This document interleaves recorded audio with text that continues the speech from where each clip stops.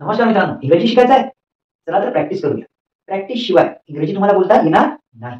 How can you practise at your home? That we are going to discuss in today's video lecture. Let us see how can you practise. How can you practise English speaking at your home? तर तुम्हाला practice करायची आहे, पण कशी करायची ते आपण आज डिस्कस करणार आहोत. Subject, verb, object. सर्वात महत्वाचं तुम्हाला ही गोष्ट इंग्रजी शिकण्यासाठी माहीतच पाहिजे. सब्जेक्ट म्हणजे काय? कर्ता. वर्ब म्हणजे क्रियापद. ऑब्जेक्ट म्हणजे ज्याच्यावर क्रिया होणार आहे.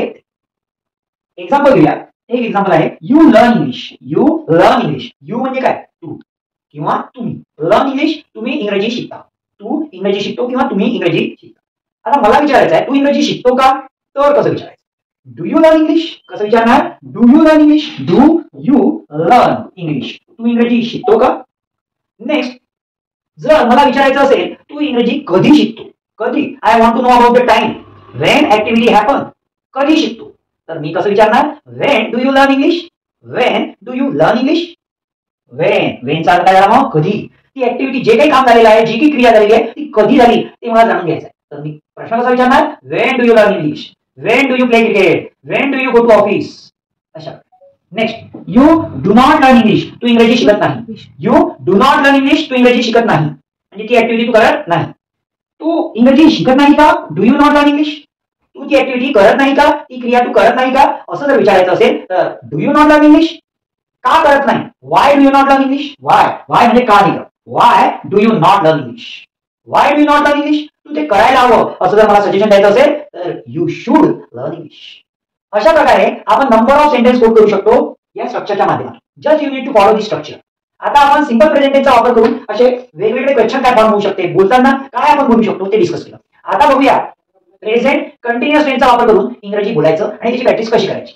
यू आर सब्जेक्ट, वर्बला आयएनजी आणि ऑब्जेक्ट. Ongoing activity. जर मी आता म्हणत आहे यू आर लर्निंग इंग्लिश नाव.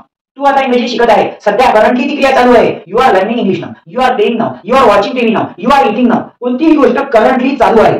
तर यूच्या ठिकाणी सर he, she, it, they, I, Ram, Shyam कोणी घेता येणार का? हो, कोणताही सब्जेक्ट तुम्हाला बदलता येईल. यूच्या ठिकाणी तुम्ही सब्जेक्ट बदलू शकता. आता मला विचारायचं आहे, तू इंग्रजी शिकत आहे का? कसं विचारणार? Are you learning English? तू पत्र लिहित आहे का? Are you writing letter? तू जात आहे का? Are you going? तू वाचत आहे का? Are you reading? तू कोणतीही गोष्ट करत आहे का? आर यू, वर्बला आयएनजी, नंतर ऑब्जेक्ट. तू ती गोष्ट कधी करत आहे? When are you learning English? When are you learning English? तू इंग्रजी कधी शिकत आहे?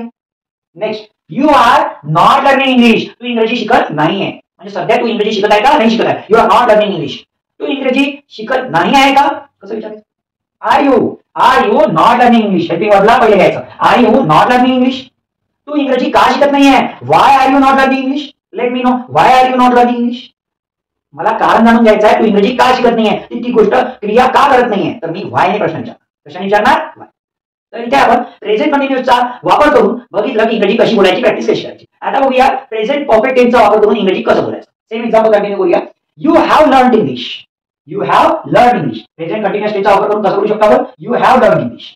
आता बघूया प्रेझेंट कंटिन्युअस. प्रेझेंट कंटिन्युअसचा वापर करूया. You have learn English. You have. आता इथे सब्जेक्ट हॅव आणि वर्बचा थर्ड फॉर्म घेतला. Learn English. तू इंग्रजी शिकलेला आहे.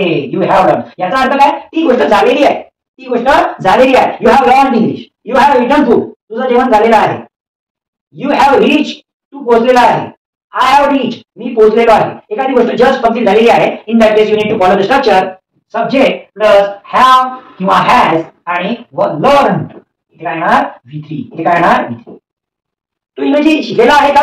असं जर मला विचारायचं असेल तर हेल्पिंग वर्बला पहिले घ्यायचं हॅव, त्यानंतर सब्जेक्ट घ्यायचा यू, त्यानंतर वर्बचा third form. Have you learn English? Have you learn English? तू इंग्रजी शिकलेला आहे का? तू इंग्रजी कधी शिकलेला आहे असं जर मला विचारायचं असेल, जाणून घ्यायचं असेल, when have you learn English? When कधी. Have you. When have you learn English? When have you learn English? तू इंग्रजी कधी शिकलेला आहे? तू इंग्रजी शिकलेला नाही. You have not learn English. कसं म्हणायचं? You have not learn English. Not learn English. तू इंग्रजी शिकलेला नाही. You have not learn English. तू इंग्रजी शिकलेला नाही का मला विचारायचं, जाणून घ्यायचं. Have you not learn English? Have you not learn English? तू इंग्रजी शिकलेला नाही का? Have you not learn English? तू इंग्रजी का शिकलेला नाही? Why have you not learn English? Why have you not learn English? Not learn English, learn English. तू इंग्रजी का शिकलेला? जर एखादी गोष्ट ऑनगोईंग काही काळापासून असणार तर तिथे प्रेझेंट परफेक्ट कंटिन्यूचा वापर करायचा आहे. तो कसा करायचा? तर सपोज इंग्रजी तू शिकत आहे, तुम्ही शिकत आहात, पण एका महिन्यापासून शिकत आहात. You have been learning English for 1 month. Have you been learning English for 1 month? तुम्ही एका महिन्यापासून इंग्रजी शिकत आहात का? When have you been learning English? किंवा how long have you been learning English? तुम्ही कधीपासून इंग्रजी शिकत आहे? You have not been learning English for 1 month. तुम्ही एका महिन्यापासून इंग्रजी शिकत नाही आहात. Why have you not learning English for 1 month? तुम्ही एका महिन्यापासून इंग्रजी का शिकत नाही आहात? In that way, you need to practice. प्रेझेंटचा वापर करून, प्रेझेंटच्या 4 सबटाईपचा वापर करून तुम्ही इंग्रजी प्रॅक्टिस कशी करायची ते आपण डिस्कस केलं. जर तुम्हाला पास्ट मध्ये कशी करायची ते शिकायचं असेल तर आपला नेक्स्ट व्हिडिओ बघा. त्याच्यामध्ये तुम्हाला शिकायला मिळणार आपण पास्ट मध्ये ज्या ऑनगोईंग ऍक्टिव्हिटी होत्या, पास्ट मध्ये ज्या गोष्टी झालेल्या होत्या, पास्ट टेन्स मध्ये ज्या गोष्टी होत होत्या त्याचा वापर करून इंग्रजी कशी बोलायची, फ्युचर मध्ये इंग्रजी कशी बोलायची, फ्युचरच्या ऍक्टिव्हिटी बद्दल इंग्रजी कसं बोलायचं आपण नेक्स्ट व्हिडिओ मध्ये डिस्कस करणार. अशाच प्रकारे तुम्हाला इंग्रजी शिकायचं आहे का? तुम्हाला वाटतं का आपण सुद्धा करिस्मॅटिक, कॉन्फिडंट, फ्लॉलेस स्पीकर बनावून आपल्या सुद्धा मुलांना खरं इंग्रजी बोलता यावं? अशाच प्रकारे तुम्हाला इंग्रजी शिकायचं असेल तर आपल्या व्हिडिओला लाईक करा, सबस्क्राईब करा. Thanks for watching this video.